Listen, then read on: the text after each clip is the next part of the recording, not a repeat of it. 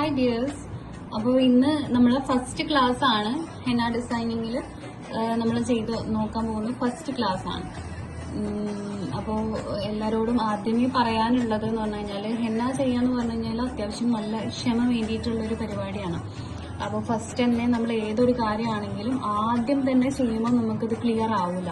നമ്മൾ കുറച്ചൊരു പ്രാക്ടീസിങ്ങും കൂടെ കൊടുത്താൽ മാത്രമേ നമുക്ക് നല്ല ക്ലിയർ ആയിട്ട് കിട്ടുള്ളൂ. അപ്പോൾ ആദ്യത്തിൽ ചെയ്യുമ്പോൾ മിസ്റ്റേക്സും കാര്യങ്ങളും ഉണ്ടാവും. അതൊന്നും കുഴപ്പമാക്കണ്ട. നിങ്ങൾ കുറച്ചും കൂടെ ഒന്ന് പ്രാക്ടീസിങ് ചെയ്ത് കഴിഞ്ഞാൽ നിങ്ങൾക്ക് അതിന്റെ റിസൾട്ട് എന്തായാലും കിട്ടും. അത് ഞാൻ നിങ്ങൾക്ക് ഉറപ്പ് തരാണ് കേട്ടോ. അപ്പോൾ നമ്മൾ ആദ്യം നോക്കാൻ പോകുന്നത് ബേസിക് എലമെന്റ്സ് ആണ്. ബേസിക് എലമെന്റ്സ് നമ്മൾ അറിഞ്ഞിരുന്നാൽ തന്നെ ഒരുവിധം ഡിസൈൻസും കാര്യങ്ങളും ഒക്കെ നമുക്ക് ചെയ്യാൻ പറ്റും. ബേസിക് എലമെന്റ്സ് അതിന്റെ കറക്റ്റ് മെത്തേഡിൽ ചെയ്യുക എന്നുള്ളതാണ് നമ്മളെ വർക്ക് നല്ല പെർഫെക്ഷനോട് കൂടി കിട്ടാൻ വേണ്ടിയിട്ട് നമ്മൾ ആദ്യം തന്നെ ചെയ്യേണ്ടത്.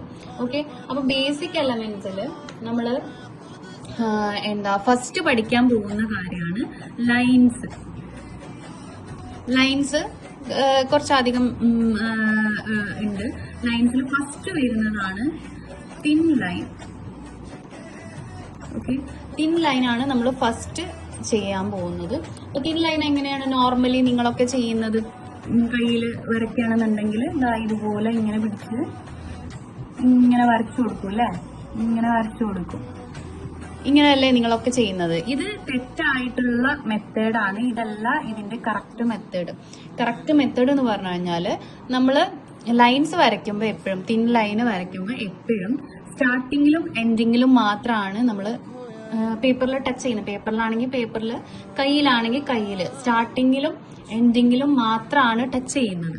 അപ്പൊ ഇതാ ഇതുപോലെ സ്റ്റാർട്ടിങ്ങിൽ ടച്ച് ചെയ്യുന്നു. ദെൻ കോണ് പതിയെ പൊക്കി പിടിക്കുന്നു. പതിയെ പൊക്കുന്നതിനൊപ്പം തന്നെ പ്രഷറിങ്ങും കൊടുക്കുന്നു. ഇങ്ങനെ വലിച്ചു കൊണ്ടുപോകുന്നു. കണ്ടോ?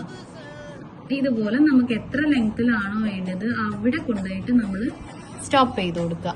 ഇതാണ് ഇതിന്റെ കറക്റ്റ് ആയിട്ടുള്ള മെത്തേഡ് എന്ന് പറഞ്ഞു കഴിഞ്ഞാൽ. കാണിക്കാം. ഇവിടെ ടച്ച് ചെയ്യുന്നു. ഇതുപോലെ പൊക്കി പിടിച്ച് ഇങ്ങനെ നൂല് പോലെ വലിച്ചു കൊണ്ടുപോകുക. എത്ര ലെങ്ത്തിലാണോ നമുക്ക് വേണ്ടത് അത്രയും ലെങ്ത്തിൽ ഇതുപോലെ വലിച്ച് ഇങ്ങനെ കൊണ്ടുപോകുന്നുണ്ടാവും. അപ്പൊ നമുക്ക് പെട്ടെന്ന് വളവും തിരിവും അധികം ഇല്ലാതെ നമുക്ക് ചെയ്യാൻ പറ്റും. ഈ ഒരു മെത്തേഡാണ് നമ്മൾ ലൈനിന് ഫോക്കസ് ചെയ്യേണ്ടത്. ഇതുപോലെ ചിലപ്പോൾ ഗ്യാപ്പ് വരും. ഗ്യാപ്പ് വരുന്നതിന്റെ രണ്ട് റീസൺ ആണുള്ളത്. ഒന്ന്, എനിക്കിപ്പോ എന്റെ ഇപ്പൊ ഇവിടെ സംഭവിച്ചത്, ഇവിടെ പ്രഷറിങ് നമ്മൾ ഇവിടെ കൊടുക്കുന്ന ഈ വിരലിന്റെ ഈ ഭാഗത്ത് കൊടുക്കുന്ന പ്രഷറിങ് കുറഞ്ഞു കഴിഞ്ഞാൽ ഇതുപോലെ ഗ്യാപ്പ് വരും. അപ്പൊ നമ്മൾ ജസ്റ്റ് ഒന്ന് കവർ ചെയ്ത് കൊടുക്കാം. മാക്സിമം അതുപോലെ വരാതിരിക്കാൻ വേണ്ടി നോക്കുക. പിന്നെ അതേപോലെ ഗ്യാപ്പ് നിങ്ങൾക്ക് ഇതുപോലെ ഗ്യാപ്പ് വരാനുള്ള ചിലപ്പോൾ ഇങ്ങനെ ഗ്യാപ്പ് വരുതാ ഇതുപോലെ ഇങ്ങനെ ഇങ്ങനെ ഇങ്ങനെ ഗ്യാപ്പ് വരും. അതിന്റെ വേറൊരു റീസൺ എന്ന് പറഞ്ഞു കഴിഞ്ഞാൽ നിങ്ങൾ യൂസ് ചെയ്യുന്ന ഹെന്ന കോൺസ് നല്ലതല്ലെങ്കിൽ ഇതുപോലെ വരും. നല്ല ഡ്രൈ ആയിട്ടുള്ള കോണാണെങ്കിൽ ഇതുപോലെ നിങ്ങൾ എത്ര നല്ല സ്മൂത്ത് ആയിട്ട് ചെയ്യാൻ നോക്കിയാലും ഇതുപോലെ വരും കേട്ടോ.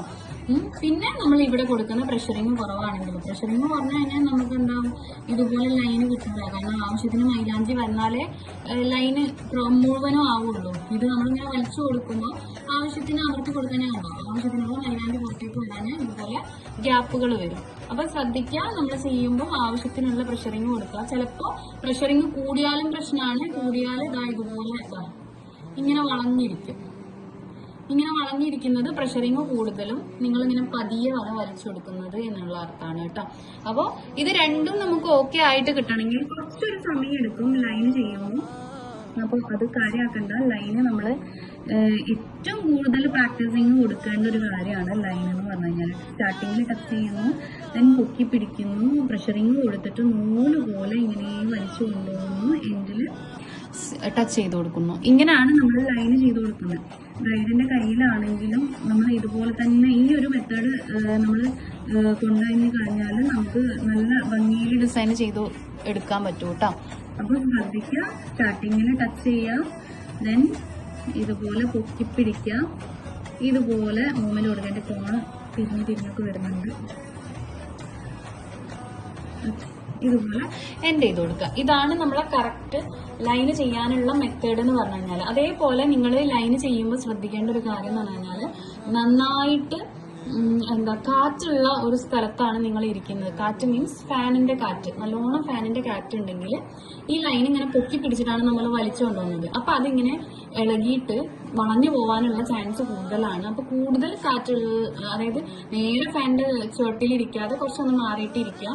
അതേപോലെ തന്നെ ടേബിൾ ഫാനൊക്കെ ആണെന്നുണ്ടെങ്കിൽ നല്ല പ്രഷറിലാണ് കാറ്റ് വരിക. അപ്പൊ ഇത് പൊട്ടി ബ്രേക്ക് ആയി പോകും, വളഞ്ഞു പോകും, അങ്ങനത്തെ കാര്യങ്ങളൊക്കെ ഉണ്ടാവും. അപ്പം തിൻ ലൈൻ ചെയ്യുമ്പം അതൊക്കെ ഒന്ന് ശ്രദ്ധിക്കാം. ഓക്കെ.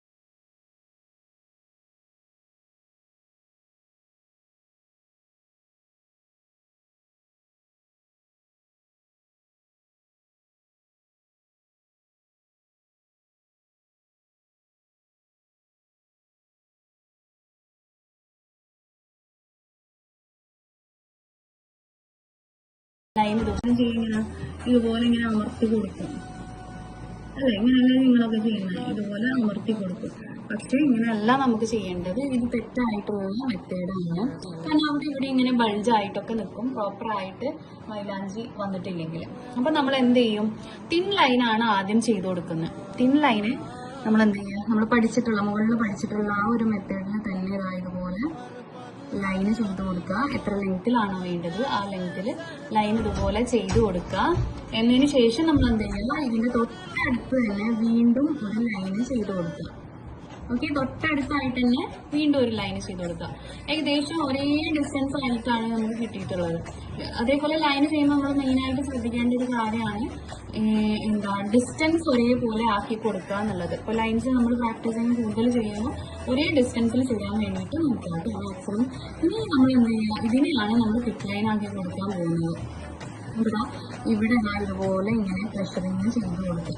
ഇത് നമുക്ക് ഫില്ലാവാൻ എത്ര പ്രഷറിങ് ചെയ്യണം അതിനനുസരിച്ചുള്ള പ്രഷറിങ് കൊടുത്താൽ മതി.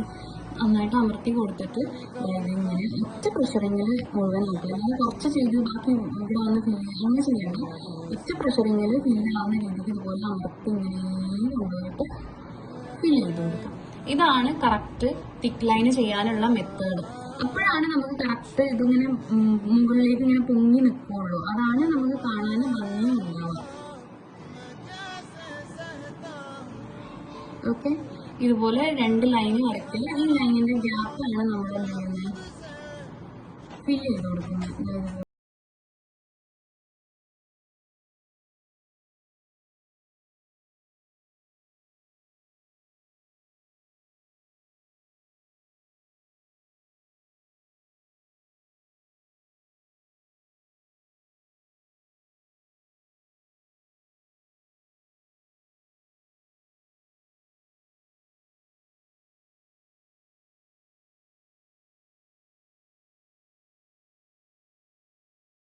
ചെയ്യാനുള്ള കറക്റ്റ് മെത്തേഡ്. അതേപോലെ പലരും ഒരുപാട് ഇതുപോലെ ഇങ്ങനെ പ്രഷറിങ് കൊടുത്തിട്ട് ചെയ്യും. അതേപോലെ തന്നെ ഇങ്ങനെ കൊടുത്തിട്ട് ലൈൻ കൊടുത്തതിന് ശേഷം ഇതിന് ഉള്ളിൽ കളറിങ് ചെയ്യുന്ന പോലെ ഇങ്ങനെ ചെയ്യും. ഇങ്ങനെ ചെയ്താലും ഇത് കറക്റ്റ് അല്ല കേട്ടോ. നമുക്ക് ആ ഒരു നമ്മൾ ചെയ്യുന്ന വർക്കിന് ഒരു പ്രൊഫഷണൽ ടച്ച് കിട്ടൂല. അപ്പോൾ ഈ ഒരു രീതിക്ക് ചെയ്ത് കഴിഞ്ഞാൽ ഇതിങ്ങനെ ഫില്ലായിട്ടൊക്കെ നിൽക്കും. പക്ഷെ ഇങ്ങനെ എംബോസ് ചെയ്ത് ഇങ്ങനെ പുറത്തേക്ക് തള്ളി നിൽക്കൂല. മുകളിലേക്ക് തള്ളി നിൽക്കുമ്പോഴാണ് തിക്ക് ലൈൻ നമുക്ക് കാണാനും കുറച്ചും കൂടെ ഭംഗി കിട്ടുക. അതിന് വേണ്ടിയിട്ടാണ് നമ്മൾ എന്ത് ചെയ്യുന്നത്? നല്ല പ്രഷറിങ് കൊടുത്തിട്ട് ഒരൊറ്റതിൽ ഫില്ല് ചെയ്ത് കൊടുക്കുന്നത്. ഓക്കെ, അപ്പോൾ നമ്മൾ തിൻ ലൈനും തിക്ക് ലൈനും പഠിച്ചു. നെക്സ്റ്റ് നമ്മൾ പഠിക്കാൻ പോകുന്നത് സ്ലാൻഡിങ് ലൈനാണ്.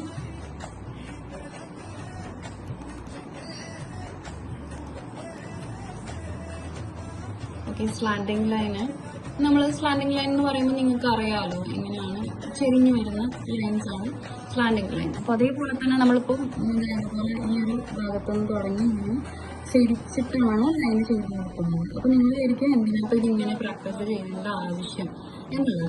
കാരണം നമുക്ക് ഇപ്പോൾ ബ്രൈഡിന്റെ കയ്യിലൊക്കെ ചെയ്ത് കൊടുക്കുമ്പം ചെരിഞ്ഞിട്ടുള്ള ലൈൻസ് വരയ്ക്കാനുണ്ടാവും. അപ്പം നമുക്ക് ഈ ലൈൻ മാത്രം വരച്ചുകൊണ്ട് കാര്യമില്ല, നമുക്ക് ഇതിൻ്റെ മൂവ്മെൻറ്റും കൂടെ കറക്റ്റ് ആണ്. സ്ലാൻഡിങ് ചെയ്യുമ്പോൾ നമ്മുടെ മൂവ്മെൻറ്റ് വേറെയാണ്, കൈയുടെ മൂവ്മെൻറ്റ് വേറെയാണ് ഉണ്ടാവുക.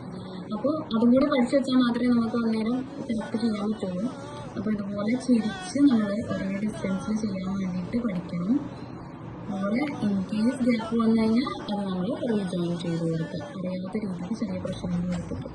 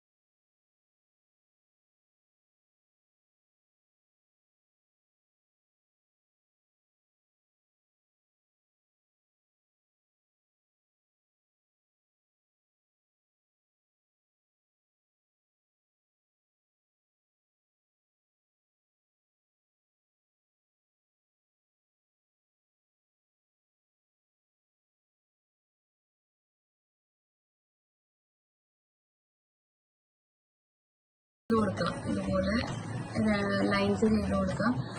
ലെങ്ത് കുറച്ചിട്ടാട്ടോ ചെയ്യുന്നത്, ലെങ്ത് കൂട്ടിയിട്ടൊക്കെ നമുക്ക് ചെയ്യാം.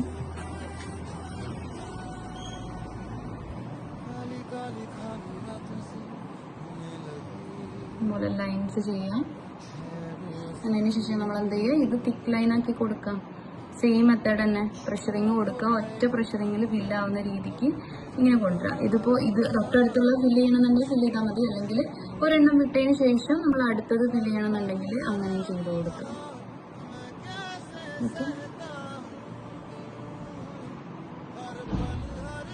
ദെൻ നെക്സ്റ്റ് നമ്മൾ നോക്കുന്നത് ചെക്സ് ആണ്. ചെക്സ് നമ്മൾ എങ്ങനെ ചെയ്യുന്നുള്ളത് നോക്കാം.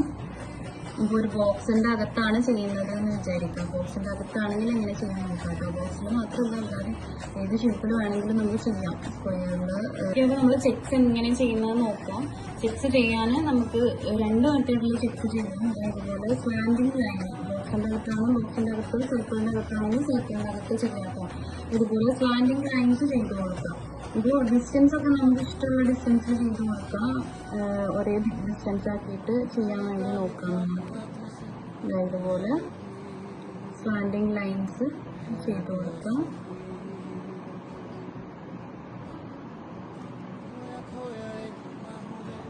ഇങ്ങോട്ടേക്കും അതേപോലെ തന്നെ സ്ലാൻഡിങ് ലൈൻസ് ചെയ്യാം.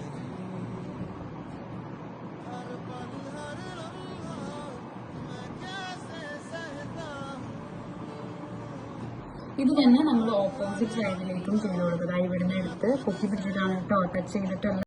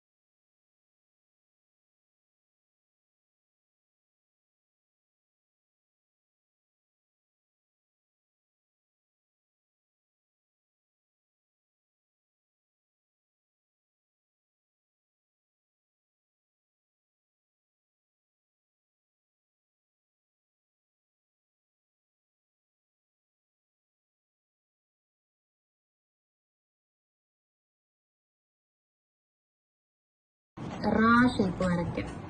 റാ ഷേപ്പ് വരയ്ക്കുക. ഓപ്പോസിറ്റിൽ നമ്മൾ യു പോലെ പൊക്കി കൊണ്ടുവരിക. വീണ്ടും നമ്മൾ റാ ഷേപ്പ് വരച്ചു കൊടുക്കുക. ദെൻ യു പോലെ പൊക്കി കൊണ്ടുപോകാം. ഇങ്ങനെ നമ്മൾ കേർവ്സ് ഇങ്ങനെ ചെയ്ത് കൊടുക്കുക. അപ്പോൾ വലുതും ചെറുതും ഒക്കെ നമുക്കിത് ആവശ്യമുണ്ടാവും. അപ്പോൾ എല്ലാ തരത്തിലും നമ്മൾ ചെയ്ത് കൊടുക്കുക കേട്ടോ.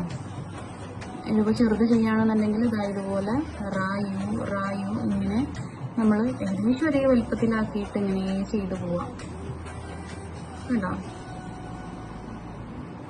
ഇങ്ങനെയാണ് നമ്മൾ കേർവ് ലൈൻസ് ചെയ്ത് കൊടുക്കുന്നത്. ഇത് പല സൈസിലും നമ്മൾ ഓവർ സൈസിൽ ചെയ്യില്ല. ഈ ഒരു സൈസ് മാക്സിമം ഏത് സൈസിൽ വേണമെങ്കിലും നിങ്ങൾ ചെയ്തെടുക്കുക. റായോ അപ്പൊ ചെയ്യുമ്പം എന്താ പ്രത്യേകത എന്ന് പറഞ്ഞു കഴിഞ്ഞാല് ഇത് ഏകദേശം ഒരേ സൈസിലായിരിക്കണം. അല്ലാതെ നമ്മൾ ഒരെണ്ണം വലുത് ഒരെണ്ണം ചെറുപ്പോൾ ഇത് ജസ്റ്റ് എക്സാമ്പിൾ ഇവിടെ കാണിച്ചു തരാം കേട്ടോ. ഇതുപോലെ ചെയ്യരുത്. ഇപ്പോൾ ഇത് ഇങ്ങനെ വലിയത് ചെയ്തു, അടുത്തത് ഇതിവിടെ ചെറുത് ചെയ്തിട്ട് വീണ്ടും വലിയത് ചെയ്ത് ഇങ്ങനെ ഇവിടെ വലിയതാക്കി കൊടുത്ത് ഇങ്ങനെ ഒരു ഭംഗിയില്ലാത്ത രീതിക്ക് ചെയ്തു.